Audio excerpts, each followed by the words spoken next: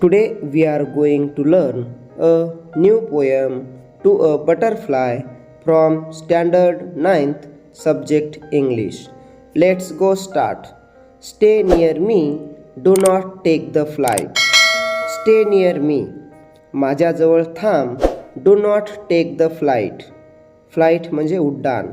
Do not take the flight म्हणजे उडून जाऊ नकोस. A little longer stay in sight. A little longer अजून थोडा वेळ. Stay in sight. Sight म्हणजे दृष्टी, डोळ्यासमोर. Stay in sight म्हणजे डोळ्यासमोर अजून थोडा वेळ थांब. Much converse do I find in thee. Much converse म्हणजे मला खूप संवाद साधायचा आहे. Do I find in thee. Do I find. I find म्हणजे मला सापडते. In thee. thee म्हणजे you म्हणजे मला तुझ्यामध्ये खूप असं संवाद सापडतो. याचाच अर्थ मला तुझ्याशी अनेक गोष्टी बोलायच्या आहेत. Historian of my infancy. Historian म्हणजे इतिहास सांगणारा. ऑफ माय इन्फसी म्हणजे बाल्यावस्था किंवा बालपण.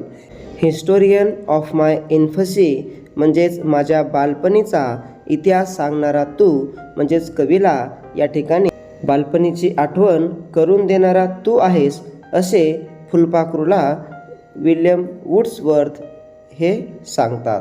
Float near me, do not at depart. Float near me. Float म्हणजे तरंगणे. तू माझ्याजवळ तरंगत राहा. Do not at depart. Depart म्हणजे निघून जाणे म्हणजे तू निघून जाऊ नकोस. माझ्याजवळ तरंगत राहा. Dead time revive in the. Dead time म्हणजेच गेलेला काळ. रिवाईव्ह म्हणजे पुन्हा जिवंत करतो. इन दी. दी म्हणजे यू म्हणजे तुझ्यामुळं गेलेला काळ मला परत आठवतो.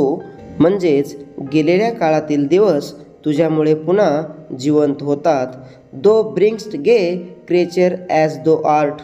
दो दी हे जे शब्द आहेत ते प्राचीन इंग्रजीमध्ये त्यांचा वापर केला जायचा. या कवितेमध्ये सुद्धा विल्यम वर्ड्सवर्थ यांनी या शब्दाचा वापर केलेला दिसतो. दो ब्रिंग्स्ट गे क्रिएचर ॲज यू आर्ट. दो म्हणजे यू म्हणजे तू. ब्रिंग्स्ट गे. ब्रिंग म्हणजे आणणे. गे म्हणजे आनंद किंवा हॅप्पी. क्रिएचर्स म्हणजे प्राणी. दो ब्रिंग्स्ट म्हणजे तू आणतोस. गे क्रिएचर ॲज म्हणजे तू आनंद आणणारा जीव आहेस. ॲज दो आर्ट म्हणजे तू आहेस. A solemn image to my heart. A solemn image. Solemn म्हणजे गंभीर. इमेज टू माय हार्ट म्हणजे माझ्या हृदयामध्ये तू एक गंभीर प्रतिमा आणणारा तू आनंदी प्राणी आहेस.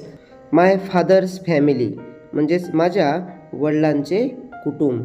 म्हणजेच या ठिकाणी कवीला कुटुंबियासोबत घालवलेले रम्य दिवस परत आल्यासारखे वाटतात.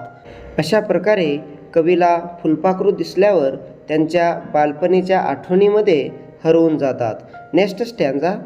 ओ pleasant pleasant were the days. Pleasant म्हणजे आनंददायी किंवा सुखद. O pleasant pleasant were the days म्हणजे अरे किती सुखद आनंददायी दिवस होते ते. The time when in our childish plays. The time म्हणजे अशी वेळ. When in our childish plays म्हणजे जेव्हा आम्ही. चाइल्डिश म्हणजे बालपणीचे. प्लेज म्हणजे खेळ. जेव्हा आम्ही बालपणीचे खेळ खेळत होतो तेव्हा ते किती सुखद आनंददायी दिवस होते. My sister Emmeline and I together chased the butterfly. My sister Emmeline माझी बहीण एमेलिन अँड आय आणि मी टुगेदर चेस्ड द बटरफ्लाय एकत्रित आम्ही फुलपाखरूचा पाठलाग करायचो. A very hunter did I rush. A very hunter म्हणजे मी शिकाऱ्यासारखा. डीड आय रश म्हणजे मी एखाद्या जणू काही शिकाऱ्यासारखा धावत सुटायचो. अपॉन द प्रे म्हणजे प्रे म्हणजे शिकार. अपॉन द प्रे म्हणजे शिकारीवर. With leaps and springs. Leaps म्हणजे उड्या मारत आणि स्प्रिंग म्हणजे झेप घेत मी जणू काही त्या शिकारीवर तुटून पडायचो. I followed on from brake to bush. I followed म्हणजे मी पाठलाग करायचो. On from brake to bush, brake म्हणजे दाट झुडूप, टू बुश म्हणजे झुडूप, म्हणजे मी झाडी झुडपातून फुलपाखराचा पाठलाग करायचो. But she God love her feared to brush. But she पण ती, गॉड लव हर देव तिच्यावर कृपा करो, देव तिच्यावर प्रेम करो. फिअर टू ब्रश, ब्रश म्हणजे हलक्या हाताने स्पर्श करणे. फिअर्ड म्हणजे भीती वाटणे, पण तिला स्पर्श करण्याची भीती वाटायची. The dust from of its wing, dust म्हणजे धूळ, विंग्ज म्हणजे पंख. The dust from of its wings म्हणजे फुलपाखराच्या पंखावरची धूळही तिला झटकवायला भीती वाटायची.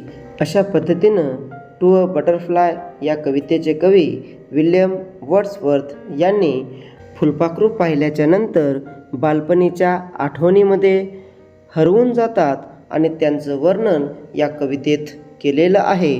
अशा पद्धतीनं आज आपण टू अ बटरफ्लाय या कवितेचा अभ्यास केलेला आहे. जर कविता तुम्हाला समजली तर लाईक, शेअर आणि चॅनलला निश्चित सबस्क्राईब करा. पुन्हा भेटूया नवीन पाठासोबत. तोपर्यंत जय हिंद, जय महाराष्ट्र.